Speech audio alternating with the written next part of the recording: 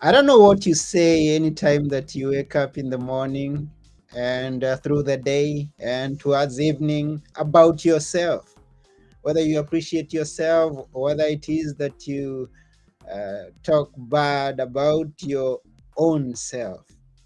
Hey, this is Now Tell Us. I'm your host, Anthony Morore, and today we have a special guest who is known as Patrick Casey. Hi, Patrick. Hi, Anthony. Thanks for having me. Yes. Welcome to Now Tell Us. And to everyone out there, if you're listening for the very first time, you're tuned to Now Tell Us, and we ask you to please subscribe, follow us, comment, ask questions. Today, we're going to be talking about breakthrough self destructive patterns with Patrick Casey. And why don't we give this show the usual intro? So, welcome to Now Tell Us. Here we go.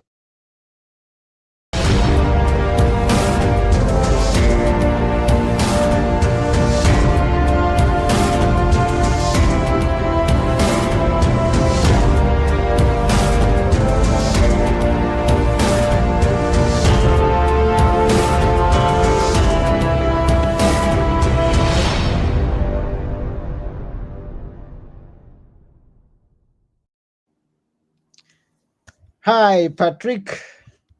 Hey, Anthony. Yeah, for anybody who may be seeing you for the very first time, maybe they should know who you are. You're a coach, you're a nurse. Now, tell us a bit more about yourself. Yeah, hey, everybody. Yeah, so I actually work as a nurse practitioner. So I was a registered nurse for about 8 or 9 years. I worked in emergency departments, trauma facilities, went back to school, got my master's, and now I work as a nurse practitioner. I don't know if you have maybe an equivalent where you are in Greece, but it kind of falls between a physician and a nurse. So it's kind of in Mm-hmm. that in between spot. And I'm really fortunate living down here in Florida. If you have enough experience working as a nurse practitioner, pretty much after about a year of experience, you can apply for what's called an autonomous license. So you can Mm-hmm. work for yourself. You don't have to have a physician overseeing you. You get your own DEA license, your own prescription number. So I can prescribe medications, I can order labs, I can do tests, I can do all that stuff. I can have my own business, which we can get into that in a little bit. I used to have my own kind of a small primary care practice. And part of what's been going on is I transitioned out of that to get more into the coaching field. Mm. But what I do is right now, my daily job is I work as a nurse practitioner in detox and drug and alcohol substance abuse facilities. So I treat people who are like myself, who are in recovery from drugs and alcohol. Some of them just struggle with anxiety, depression, psychiatric disorders. They may not have any substance use disorder. So I get to kind of treat people who are struggling with stuff like we're probably going to get into. I get to treat them on a daily basis, but more on the medical side. And so what really inspired me was my own journey about 2 years ago, hitting an emotional and spiritual bottom. Was Mm-hmm. that I want to help people in a different manner. I don't want to just prescribe medications, talk about blood work and diet and exercise. Like I want to help people get down to like the core issues of why you are the way you are. Maybe it's childhood trauma, maybe get to the root of the problem, because a lot of times I find, yes, medications sometimes are needed and necessary, but Mm-hmm. sometimes I think we can become too reliant upon those, to Yeah. treat our anxiety problems, our depression problems, which I don't believe we're born with those disorders. I Uh-huh. think those come about in our upbringing. And so we find ways to cope, which may or may not be healthy. And so now we lean on medications to do what maybe we ought to be doing through work, whether it's therapy, whether it's coaching, whether it's other modalities. So that's kind of Yeah. what I've been super passionate about, especially the last 2 years in my own journey. Because Okay. long time ago I did therapy myself. I took antidepressants for a year and a half, and that didn't fix anything, right? Maybe tell us So about that story way back now before you came into the position you are right now. And as you were yeah. growing up, whatever it is that you went through, let's hear. Of course, you probably saw in my biography, in my profile. I've Mm-hmm. been in recovery from drugs and alcohol for 22 years now. This past August, I celebrated 22 years, and basically that came to a head when I was 19 years old.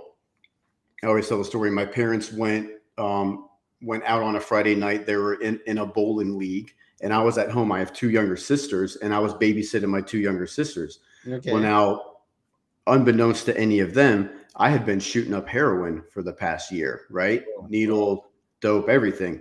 Well, they Mm-hmm. come home, they find me passed out on the couch with a belt wrapped around my arm, slumped over. They think I'm dead. So I'm awakened to my dad shaking me, and I'm going like this, and he's yelling, and my mom's standing next to him, and she's screaming. And it's kind of like I always say, the jig was up. It's like, it's not like when I was in high school and I got caught smoking marijuana that it was Mm. like, oh, I was just trying it. Like, I couldn't use that excuse. You don't just try heroin and get caught, right? Like, it's something Wow. I had been building up to with Mm-hmm. drugs and alcohol since a young age, and it just escalated to that point. Mm-hmm. So, so I got taken off to rehab a few days later, and man, my life has just been completely turned around. Like, I get to like have this awesome life that I have now, all because I got caught, if you will, by my parents. And like for about 6 months before that, Anthony, I had been wanting to ask for help. I was trying Mm. to find a way. How do I gently break it to my parents that I have this addiction, that I need help? I just didn't have the courage or the way to find out to ask them for help, and to admit that I had a problem. So, life circumstances happen, and the spirit of the universe, God, whatever you want to call it, took care of that for me Mm. before I died. I didn't have to die. I mean, from it, that was taken care of before I died or killed somebody else accidentally, right? So Mm. I was taken off to rehab a couple of days later, man, and so now I'm super blessed to be able to work in that field and help people that are just like me in the same position. That Wow. I actually know what they're going through, even though they might see me as a medical professional. You know, they don't really understand that. No, I actually know what you're going through from the physical and emotional side as well. And that's a beautiful thing when you've been to a place and then you come back to reach out to those people who are still in the same place. That's a wonderful thing. Now, the thing is, I'm curious about where it all started. Do we have a history in your parents in how did you get into it, and how did you actually get it into it for the very first time? Yeah. So, I mean, the drug addiction, drug abuse, I don't know if it's in my family. It's not my parents. Maybe depending on how you look at things, some people would say there's, maybe drinking problems in my family. Mm-hmm. I definitely grew up with alcohol in the family. They had parties. We had you know, what I perceived, I try to say, Anthony, because again, I don't want to throw my family under the bus. I don't want to paint a bad picture. I For get it. me, being the oldest child growing up, Mm-hmm. I experienced some chaos. I experienced some confusion. There was fighting in the house. There was Mm-hmm. drinking in the house. So, however you want to label that, I went through that. So, I had some confusion as a child with Mm-hmm. not really knowing day to day what kind of day was today going to be, right? So that's Yeah, very yeah. confusing for a young person. So, but none of that made me become somebody who ended up putting needles in my arm at the end. Mm-hmm. Obviously, you could say maybe I just didn't. There was a time in my childhood where I had a really, fun childhood, though there was some abuse as well. Mm-hmm. But I was always playing sports. I had a lot of friends. In fact, I always had friends come to my house. Everybody loved coming to my house. They loved my parents. We always had fun sleepovers, right? And so Mm-hmm. what happened was somewhere along the way, at like 10 or 11 years old, I just tried marijuana. I tried smoking cigarettes and really liked it. And I guess maybe looking back now, hindsight, maybe I wasn't feeling safe. Maybe I didn't feel secure in my own body and my own skin. And Mm-hmm. I was maybe just reaching for something to numb myself, to change the way I felt. I wasn't aware of it as a 10, 11-year old. And Mm-hmm. that accelerated into trying pretty much if you had something, I was going to try it. A lot of my friends, if they had come across something, hey, give it to Patrick, he'll try it. We'll see what happens. Like I was the guinea pig. I didn't care. I would try Yeah. anything. I was up for trying something.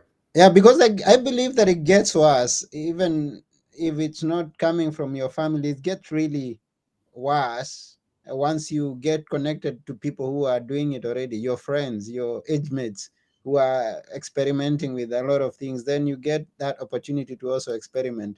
So that adds to the problem that has been there already. Yeah, and it's not like all of my friends became addicts or alcoholics or addicted. Some Mm-hmm. of them, they could kind of take it or leave it. They were what you call like a weekend warrior, we call it, right? Like they could go party, have fun on the weekend, and then they go back to school and have a normal life Monday through Friday. That wasn't for me. Mm-hmm. Especially in high school, I had to have something in my system every day to just not feel insecure, to not, be paranoid about what people think about me, very low self-esteem, very insecure, right?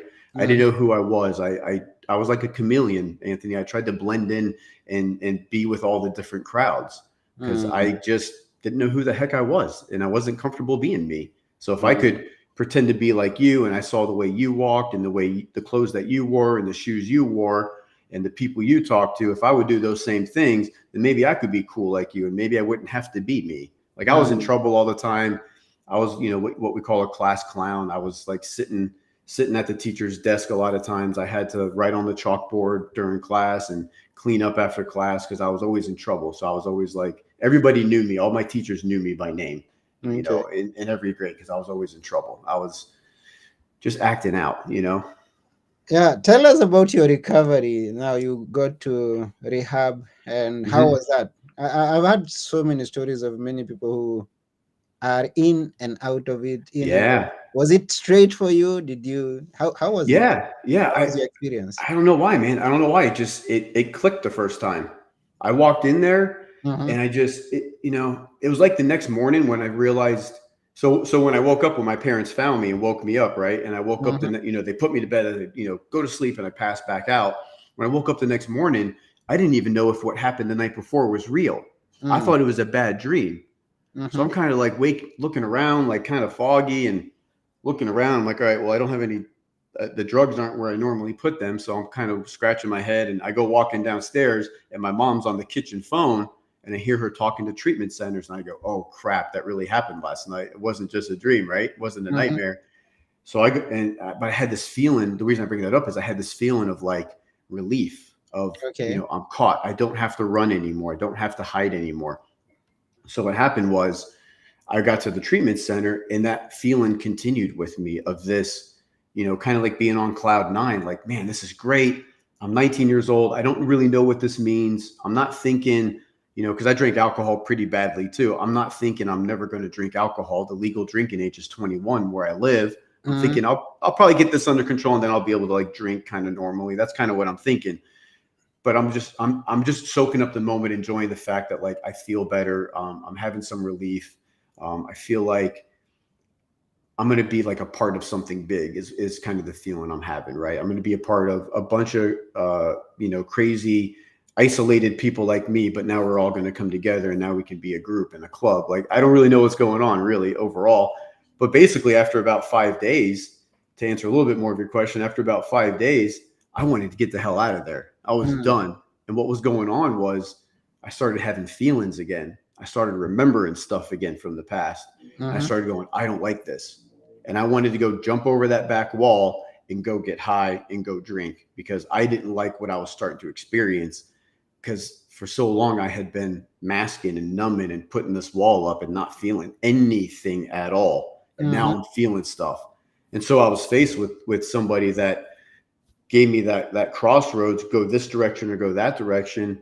And for whatever reason, I just trusted that person. And so I went into the group session that day and I exposed a lot of my soul and a lot of my skeletons to this other group of people who were all in rehab with me. And I had that first feeling of like what it's like to talk about your problems, what it's like to share secrets. And, because this was stuff I was going to take to the grave with me. I didn't want to tell anybody about, but I Yeah. knew like I was at this point where like this is going to take me back out and that very well could potentially kill me eventually, if not quickly, or I'm going to get right. A buddy of mine says, I'm either going to get to living or I'm going to get to dying. What's my choice to be? And I chose life. I It's a chose choice. recovery. I chose to get better. And again, I didn't know what that meant at 19 years old. I had no idea what this meant. I It's a just know that choice that you make. I Yeah. didn't want to feel bad anymore. Uh-huh. And then I'm curious, at what point, because at that point you are still tempted to go there. At what point, or after what duration did you really feel that yes, I'm in control of this situation? Finally, I don't have to be tempted to jump over the wall and get high. At what Yeah. point was that you realized, okay, I'm free and free you? Well, the obsession, as we call it, the obsession to get high and to use something kind of went away pretty quickly within the first month or so. But I Mm-hmm. still thought about it, and I would talk to some of my mentors and other people in recovery, and I would say I would come up with excuses. Right, my first job was working at PetSmart. It's a pet store here in Georgia where I was living at the time. Okay. Right, and so I'm working in the cat section of the pet store, so I'm stocking cat food and I'm focused on that. But them having these thoughts going, now if something happens to my sisters, that's a good reason for me to go get high, right? And I'm Mhm. like working. I'm like, if my mom has a bad car accident and dies, that's a good excuse to go get high, right? So I started coming up with these things and I'm not even really aware of it. I'm like, well, I'm 19, 20 years old. I'm like, I'm going to get married eventually. I'm going to have to drink champagne at my wedding, right? I don't even have a girlfriend yet. And I'm already thinking about a wedding down in the future, right? So I'm Uh-huh. coming up with these excuses. And somewhere along the way through doing the recovery work in the recovery process and being willing to listen to other people for once instead of this head, those thoughts just one day went away. Like I just woke up one day and I was like, you know what? I haven't thought about drinking or getting high in like a week. This is Wow. crazy. Uh-huh. And I used to have this calendar on my wall. I lived in this halfway house, like a sober living house, and I had this calendar on my wall. And every night I would go to bed, I would X off another day and I would X off another day because it was so important to me to count those number of days sober because I had never had these number of days sober before. So I was counting Mm. and counting and counting. And it was so meaningful for me. And then, I I haven't had temptation since then. Like Wow. everything else has been temptation. Maybe, like the title of this talk, destructive patterns, breaking through self-destructive patterns. There can be so many self-destructive patterns I can do, right? Yeah. Gambling, sex, using people, spending money, doing things that cause adrenaline rushes, eating a lot of food, eating ice cream, working too much, becoming a workaholic, exercising too much. So I can do all these other things that are self-destructive, just like drugs and alcohol, without Mm. putting substances in my body. Mm-hmm. And so that's what came to be for me a little while back, which was having that realization and not wanting to do all those other things either. So my sobriety and recovery has been kind of like another level, another layer, if you will, as I go along over the years. Hmm.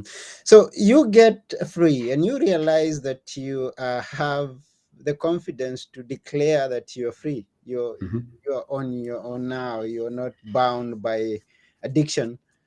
Uh, but then what I discovered going through your story is that it takes you many other years to come to the realization that you are who you are meant to be, or to take full control of yourself. How was that? Tell us about it. I'm wondering, are you referring to when I had another bottom a couple years ago? Not really. I'm Okay. saying, okay, because we could be free. We could be Hmm. even people who have not indulged in negative things in life, but then we still don't have the confidence to live life to the full. And yeah, that's what I'm referring to when you used to put yourself down. Yeah. So I had this. I wasn't even aware of it, but I went to about 2 years ago. So basically, for the first 18, 19 years of my recovery, my sobriety, you know, I did a lot of stuff. I helped a lot of people. I got help from a lot of people, like we were talking about before we started this recording. I took antidepressants for about a year and a half back when I was probably around 22 years old, 23 years old.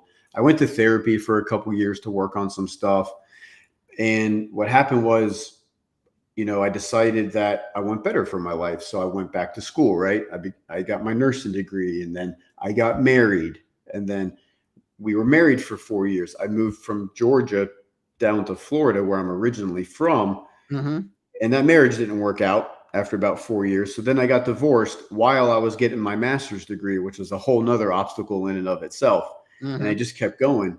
Well, I didn't realize all this time, you know, I'm I don't have a lot of self love. I still have a lot of self hate. I still have a lot of negative self talk, like you were referring to. Anytime I make a mistake, I'm like, somebody yelling at a pet dog or something. Like, I'm just like really like mean to myself and harsh to myself.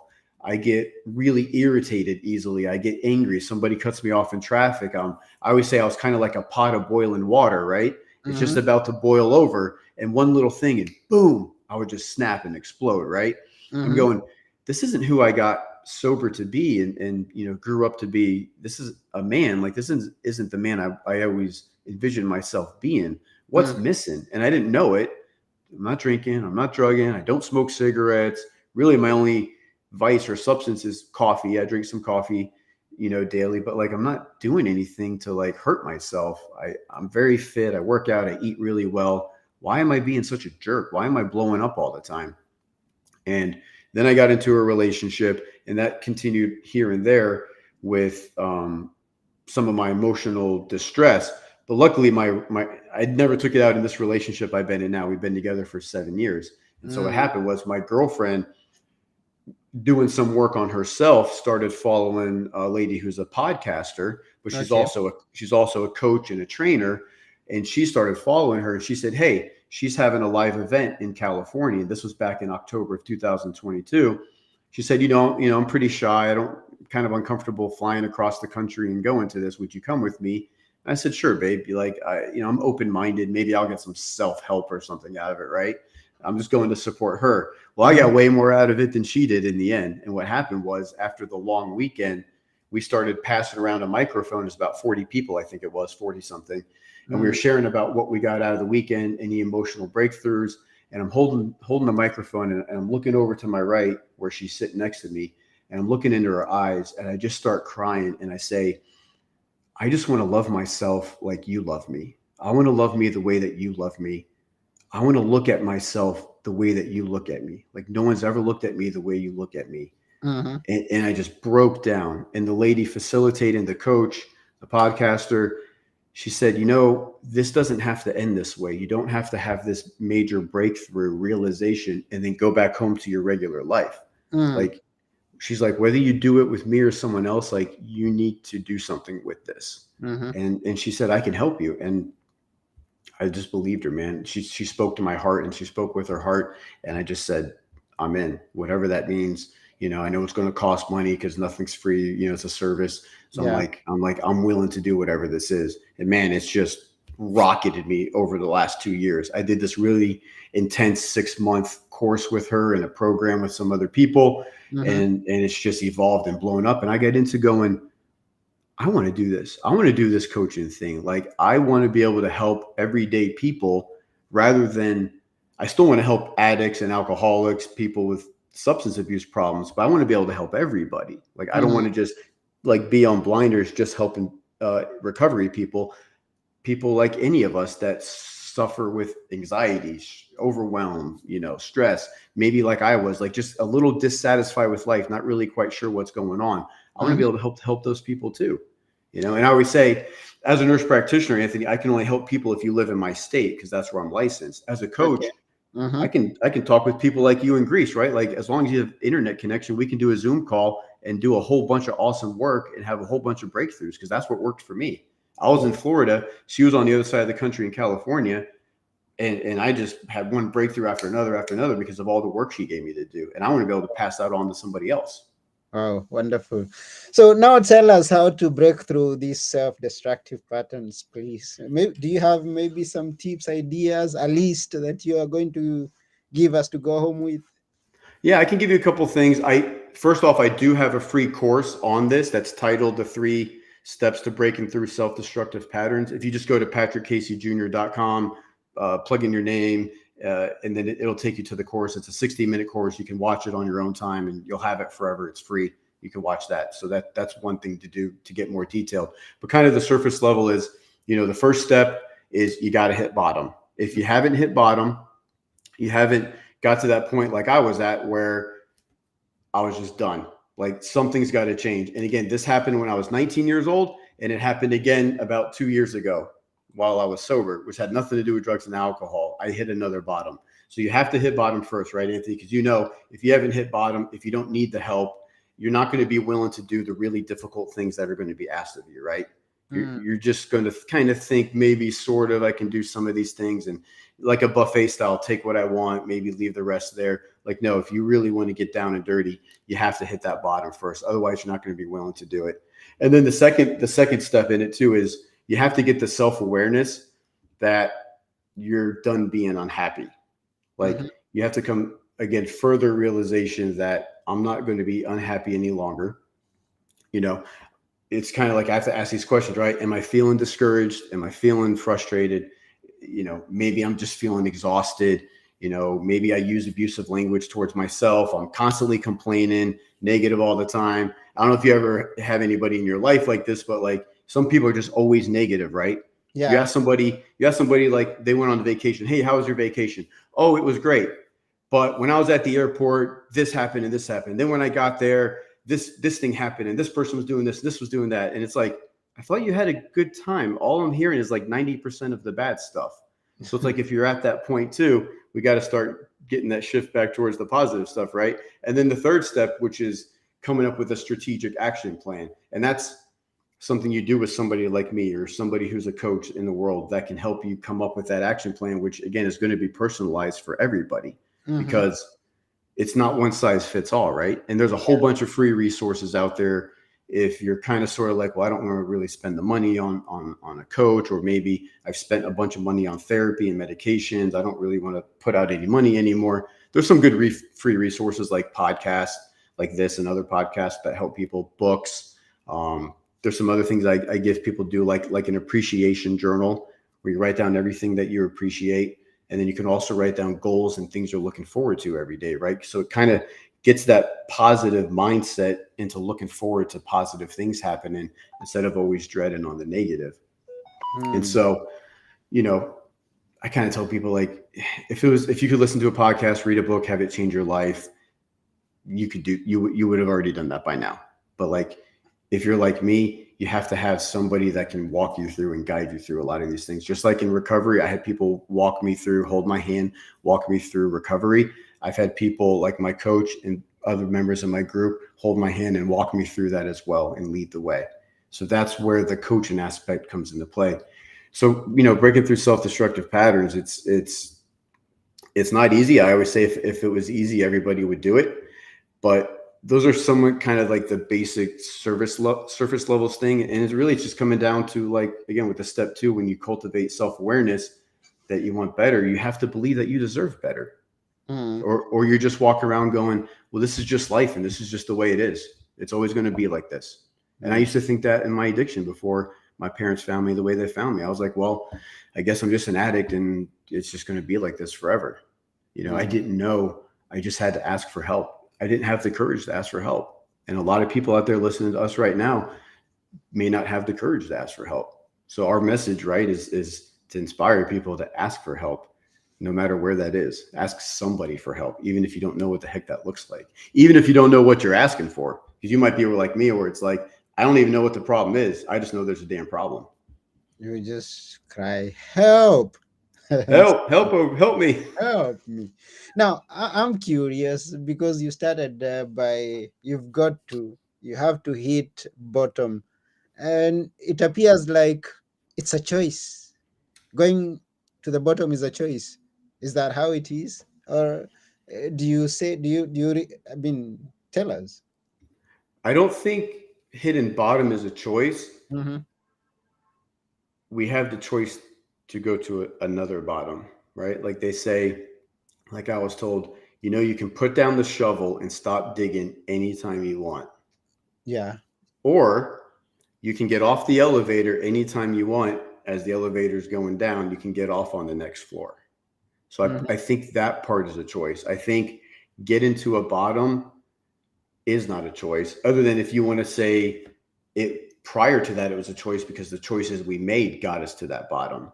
Okay. But hitting a bottom is different for everybody, right? Like you've probably heard, like, I know you were saying, like, of some people with stories, they've been in and out of rehab, in and out of Mm, rehab. yeah. Well, you Yeah. probably also heard a lot of them say they were in and out of prison, in and out of jail, Mm-hmm. this thing, that thing, right? They were brought back to life multiple times, and none of those were a bottom. I have friends here in Florida that still can't get sober. still can't get in recovery, and they had 1,000 times worse bottom than me. But Mm. it's not about the exterior outside stuff. It's about what's in here. It's about the inside.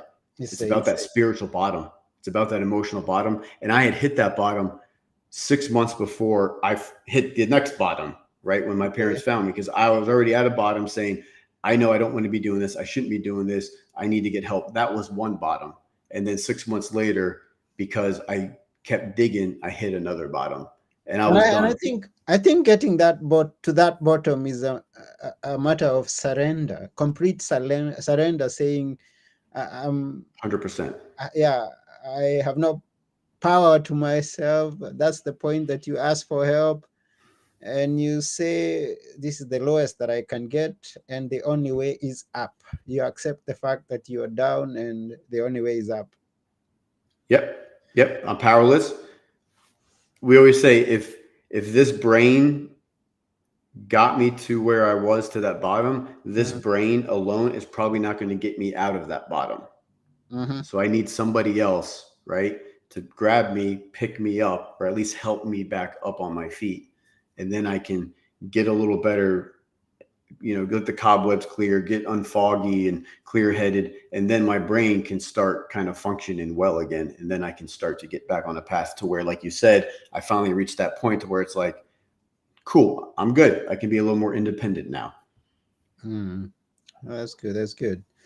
Wow. And it's good that you are doing something to help those people. Once again, we repeat, those people who are down there, those who have hit rock bottom and would want Yeah, to get up again. It's a good thing that you're doing. Keep doing what you do. that's the plan. Yeah, we are almost coming to the end of the show. But before we go, maybe there are a few things that you maybe remember that you must say. Anyway, before we got there, you mentioned your website where people can get you if they want to connect with you. Hmm. That is patrickcaseyjr.com. Is that it? That's perfect. Yeah. Yes, sir. Yeah. Yep. So if you'd like to join with Patrick, you can always go to patrickcaseyjr.com and yeah, you find the course that he was telling you and you take it. Yeah. And I'm also on Instagram at Patrick Casey Jr., which you had Mhm. just put up there. Just don't put the .com, obviously, at Patrick Casey Jr. And then I also have another course that I'm still editing right now that's coming out. And this one, Anthony, is more for, I don't want to say just women, but people who have men in their lives who are struggling. It's called the 5 Effective Ways to Communicate with the Man in Your Life. And so that's for people who know people like where I was, or people like you might know, and guys out there who are just kind of struggling and not really doing well. It's like, how do I communicate with him? Whether, maybe it's the wife or the mom. How do I get him help? I want to help him, but they know they're not the person to help him because he's not going to listen to them. So Mm, it's about how to communicate with that guy to maybe help him realize, oh, okay, maybe I should go get help. And you don't have to, as the wife or girlfriend or boyfriend or whatever, you don't have to bug that guy to get the help. And so I have some strategies that I'm working on, and that's another free class that's going to be okay. coming out. Wow, thank you. Of course. So tell us something that we should never forget. That's something that we love at this part of the show. Something we should never forget. The biggest thing, probably one of the biggest things, is that I'm worth it, man. I'm worth it. I'm worth being loved. I'm worth loving myself. And I came to love the guy that I see in the mirror. The guy I see on the screen right now. Like, I love this guy. I didn't love him for a long time. You know, I really appreciate him and everything that he's done in life. And so you're worth it. You're worth, if we're not worth it, and if life is meaningless, why the hell are we here in the first place? Why are we even here? So if I believe, my belief is that I'm a spiritual being in a human body. This body, this skin is just a shell. Mm, Then why am I even here? Like, why do I have this spiritual connection with the nature, with animals, with the sun, with my higher power, with people? Like, why do I have that connection with people if this is just meaningless? If we're just here, we only get one turn at this. Maybe we're lucky if we live 70, 80 years, and then that's it, we're done. never to exist again. Like, is that really what I signed up for? Like, if that's the case, then I'm going to go cause a bunch of havoc and do what I want to do and be a selfish son of a gun. But I don't believe that's the case. So I'm worth it, man. I'm worth being loved. I'm worth being helped. I'm worth just being, man. I'm worth just being, you know? I'm worth it. Yeah, man. Wow. Thank you very much, Patrick. Of course. That's very important. And we appreciate you for coming to our show. Thanks, Anthony. Appreciate the work you're doing too. Yeah. So, everyone who's listening and watching, we really thank you for being tuned to our show and for taking your time. Leave us some comments, some questions, any feedback. We really appreciate. And that's about it for today. So, this has been Now Tell Us. I have been your host, Anthony Murore, and together with our wonderful guest, Patrick Casey, saying bye for now. Take care, guys. Bye.